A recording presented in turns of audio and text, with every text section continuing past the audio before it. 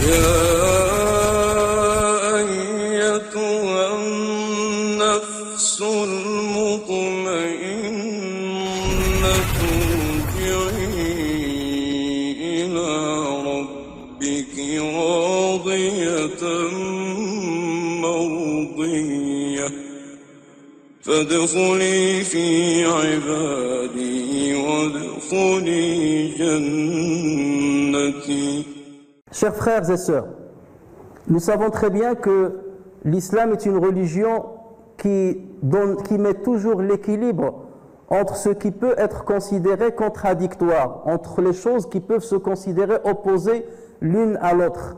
L'islam est la religion du juste milieu. Et à chaque fois, il a orienté ses fidèles de choisir le juste milieu et de savoir concilier entre tout ce qui peut paraître contradictoire.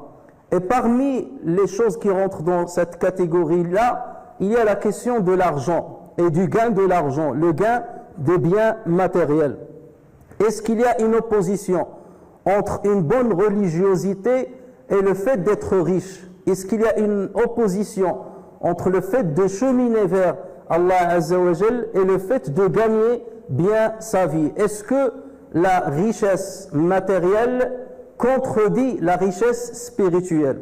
Ce sont les questions auxquelles nous allons essayer d'apporter quelques réponses pendant ce prêche, ainsi que celui qui lui suivra la semaine prochaine, Inch'Allah.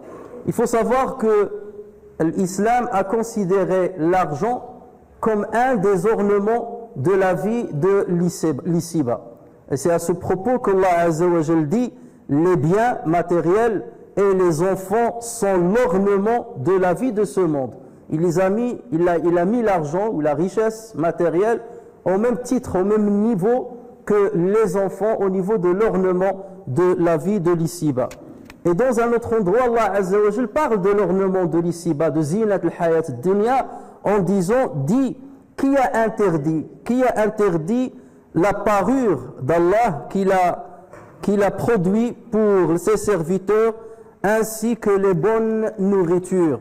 Dit, elles sont destinées à ceux qui ont la foi dans cette vie et exclusivement à eux au jour de la résurrection. Autrement dit, même si Allah Azza wa Jal dit et atteste que les enfants et l'argent représentent un ornement de la vie de l'ici-bas, mais ceci ne dit pas pour autant que le musulman ne doit pas les accaparer, ne doit pas les chercher, ne doit pas les saisir et les appréhender dans sa vie. Donc, chers frères, l'islam a considéré la pauvreté comme un mal pur.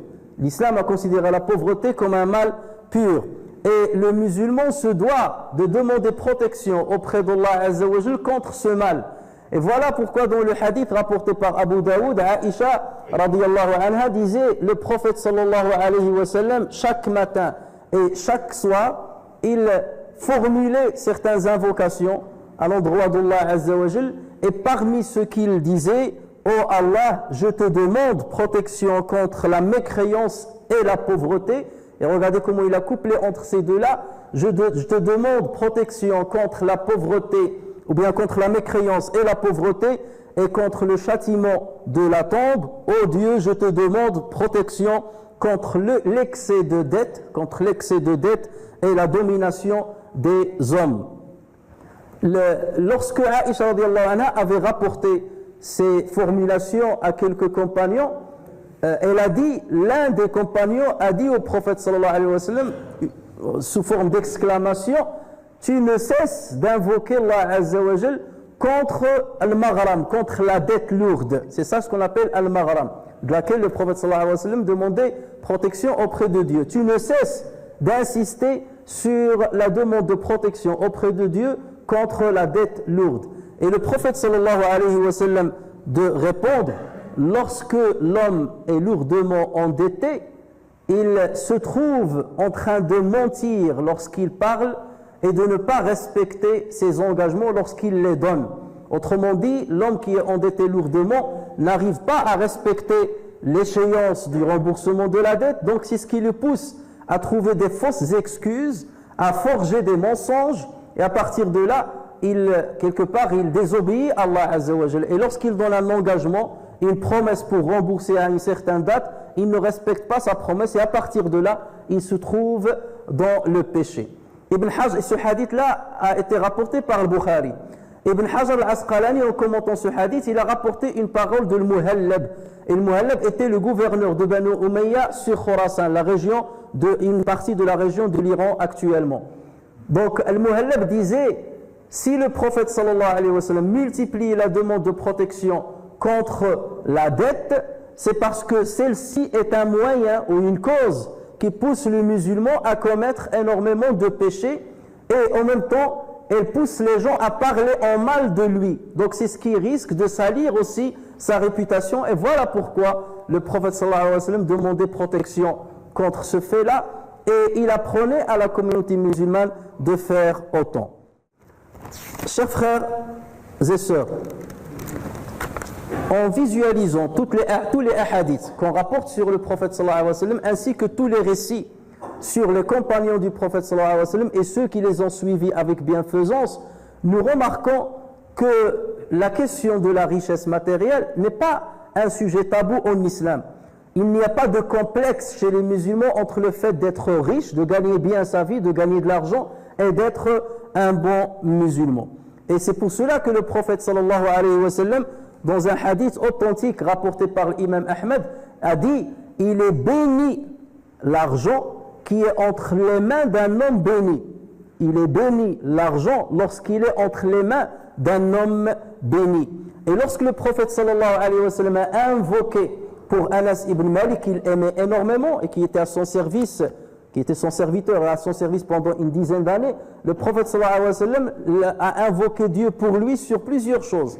Et à la fin, il a dit « Seigneur, multiplie son argent, multiplie sa richesse, augmente sa richesse. Allahumma akthir mala, augmente ses biens matériels et augmente le nombre de ses enfants.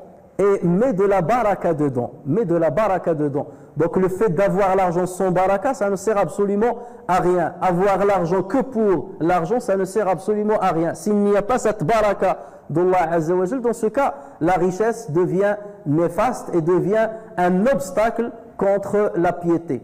Et si le prophète sallallahu alayhi wa sallam considérait que l'argent et la richesse étaient néfastes pour Anas ibn Malik, il n'aurait pas demandé à Allah Azza wa Jal de le lui attribuer. Il savait que Anas ibn Malik était quelqu'un qui craignait Allah Azza wa Jal, était quelqu'un qui est imprégné par la bonne religion et par la bonne éthique. Donc dans ce cas, il a considéré que le fait qu'il soit riche ne nuirait pas à sa religiosité.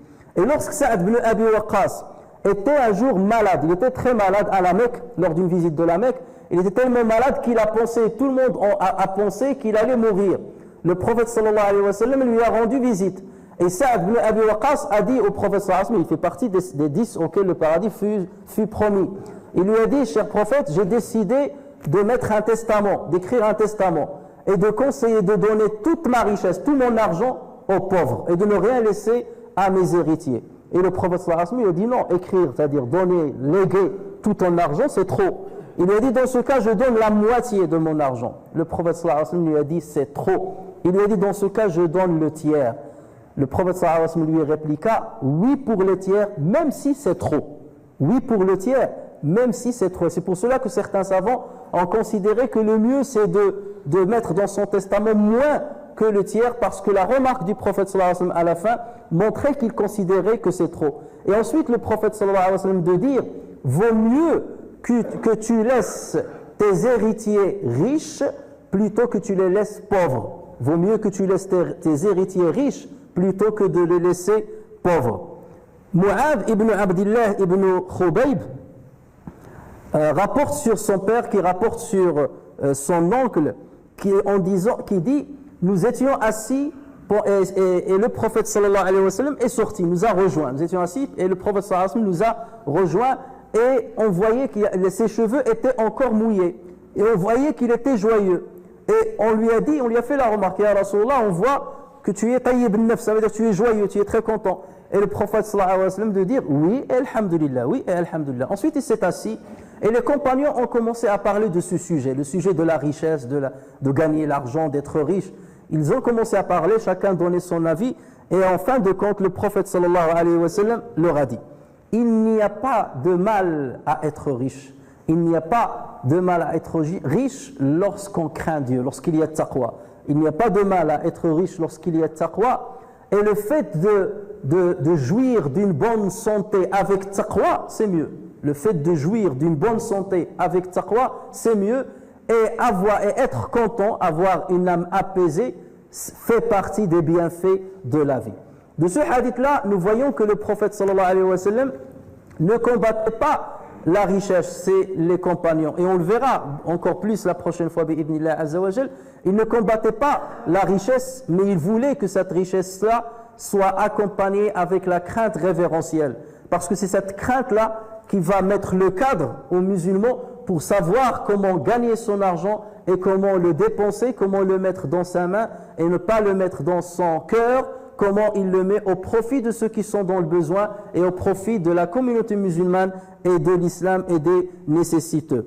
Abdullah ibn Abbas, à chaque fois qu'il buvait de l'eau de Zamzam, il formulait une invocation. Et c'est devenu une sunna chez tous les musulmans maintenant. On vous dit à chaque fois que vous buvez de l'eau de Zamzam, et puisque le Zamzam, Allah Azza wa Jal répond à celui qui la boit lorsqu'il l'invoque, Abdullah ibn Abbas, il demandait toujours trois choses. Allahumma inni as'aluka rizqan wasi'a. Seigneur, je te demande un rizq qui est large. Un rizq qui est large. Wa ilman nafi'a. Une science qui sert, une science qui est bénéfique. Il y a des gens qui ont de la science, mais ils ne leur est pas du tout bénéfique ou ils la comprennent à travers. Je te demande, Seigneur, un rizq qui est large et je te demande un savoir qui est bénéfique et je te demande une santé, une bonne santé. C'est-à-dire de ne pas être touché, une guérison de toute maladie. Je te demande une guérison de toute maladie. Et là, ça nous montre comment les compagnons comprenaient les bienfaits de la vie de l'ici-bas et ils savaient pertinemment que l'argent peut être un moyen de bienfait terrestre qui peut servir à l'au-delà. Chers frères et sœurs, certains musulmans, et surtout certains mouvements, certaines confréries qui s'intéressaient à la question spirituelle et au développement de la question spirituelle chez les musulmans, ont pensé que le fait de gagner l'argent ou le fait d'être riche est un mal pur. Et ils ont considéré que pour une bonne religiosité, le musulman ne doit pas travailler ou ne doit pas gagner l'argent et encore moins être riche. Et ils ont considéré que la richesse est un mal qu'il faut combattre, est un obstacle contre une bonne spiritualité. Ils ont appelé à cela. Et des livres ont été écrits dans ce domaine-là. Et des musulmans sont tombés dans le piège et se sont écartés de tout ce qui peut être considéré comme une richesse et se sont adonnés à un certain ascétisme aveugle qui les a fait sombrer dans une vraie pauvreté, fragilisant ainsi leur propre religiosité ainsi que l'édifice des musulmans, fragilisant la communauté musulmane tout entière, au point que maintenant, lorsqu'on parle de l'islam, on parle de la pauvreté. L'islam, c'est la pauvreté. Les musulmans, c'est les pauvres. Et cette correspondance n'a pas lieu d'être si on comprend véritablement l'islam. Ces gens-là se sont bel et bien appuyés sur certains textes scripturaires, mais lorsqu'on veut donner un jugement sur un sujet, il faut rassembler tous les textes qui parlent de ce sujet de près ou de loin et ensuite faire dégager une opinion qui est juste. Parce que c'est là justement où réside l'équilibre que veut mettre l'islam. Lorsqu'il veut mettre l'équilibre, il pousse d'un côté, mais il pousse de l'autre pour ramener le musulman vers le juste milieu. Donc parfois, il critique l'excès d'un côté et il va critiquer l'excès de l'autre côté pour qu'on trouve notre juste milieu. Si nous nous penchons uniquement sur les textes qui parlent d'un excès, sans voir l'autre, c'est qu'on va s'écarter de cet excès-là, mais on risque de basculer vers l'autre. Et voilà pourquoi il faut toujours mettre devant soi tous les textes et connaître tous les textes et bien les comprendre avant de donner un jugement définitif. Il se base sur le verset où Allah Azza wa Jal dit « L'être humain, certes, devient despote lorsqu'il devient riche. Il devient outrancier, despote, dictateur lorsqu'il devient riche. » Et ce verset-là est valide. Et ce verset-là, la réalité de l'être humain le confirme. Allah Azza wa Jal s'adresse aux hommes en disant « Vous avez été distraits par la course effrénée derrière la richesse jusqu'à ce que vous rendiez visite au cimetière. Mais là, faites attention. Allah Azza wa Jalla a dit Alhaakum, Alhaakum. Et il critique la distraction, le fait que la course derrière la richesse distrait de la religion. Lorsqu'Allah Azza wa Jalla dit certes, vos enfants et votre argent, vos biens matériels sont une fitna. Ils sont une fitna. Est-ce pour autant qu'il a dit qu'il ne faut pas avoir d'enfants? Innama amwalukum, vos biens matériels et vos enfants sont une fitna. Est-ce qu'on comprend de ce verset-là qu'il ne faut pas avoir d'enfants, qu'il ne faut pas se marier? Justement, il y a des compagnons qui l'ont compris dans ce sens. Et c'est pour cela que certains ont dit, nous, on ne va pas se marier avec les femmes. On va observer le vœu de chasteté. Comme ça, on se rapproche de l'islam. Ils se sont engagés dans le monachisme dans lequel se sont engagés les chrétiens, entre autres. Et là, le prophète sallallahu alayhi wa sallam les a interpellés. Il était en colère. Et il leur a expliqué, moi je me marie, dit-il, avec les femmes. Et celui qui veut, et bien entendu d'autres choses qu'il a dites, et celui qui veut une autre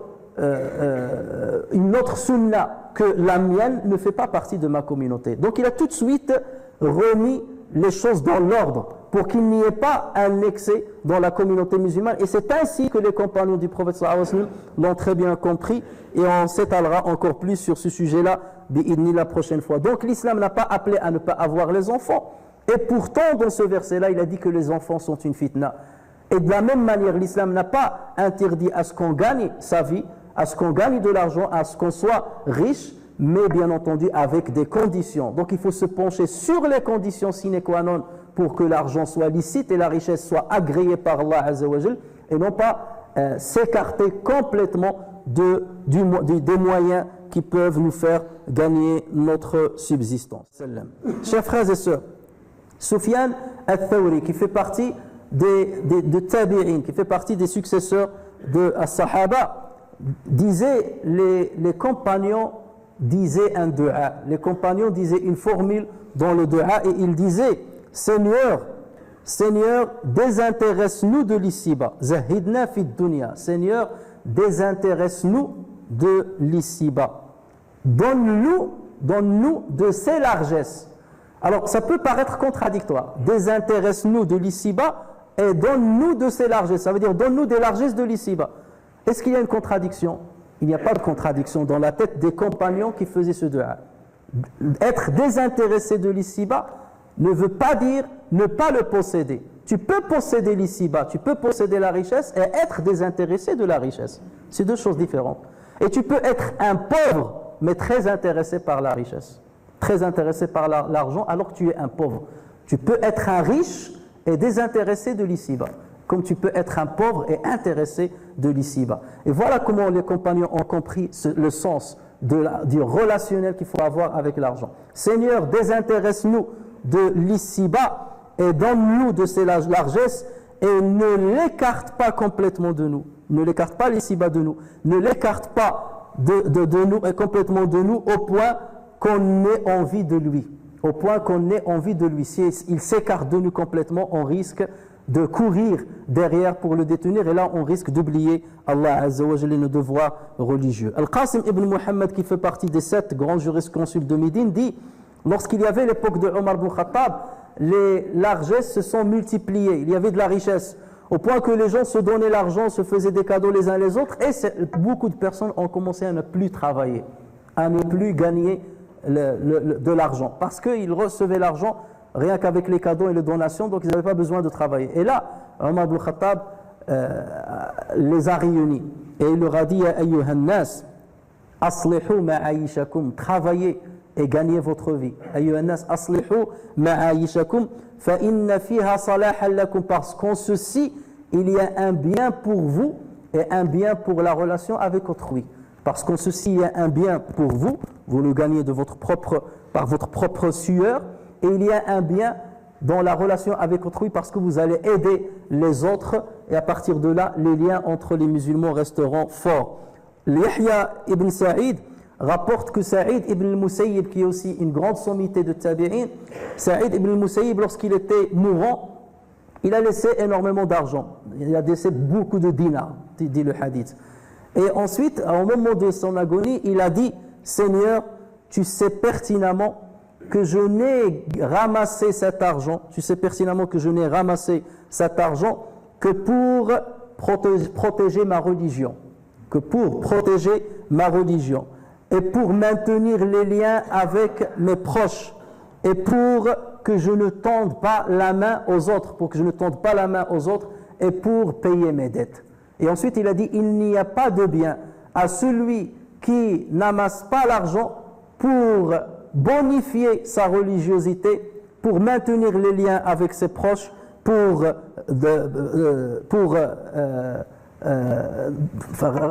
donner ou bien pour rembourser ses dettes.